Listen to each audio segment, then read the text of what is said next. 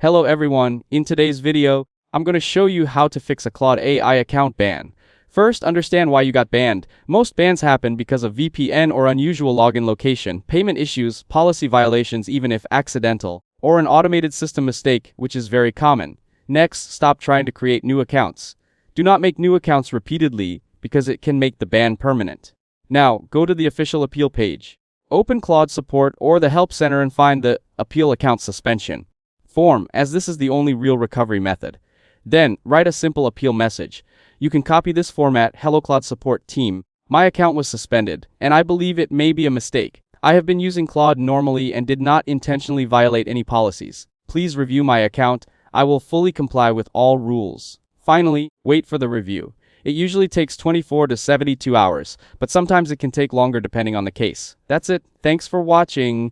Don't forget to like and subscribe for more videos.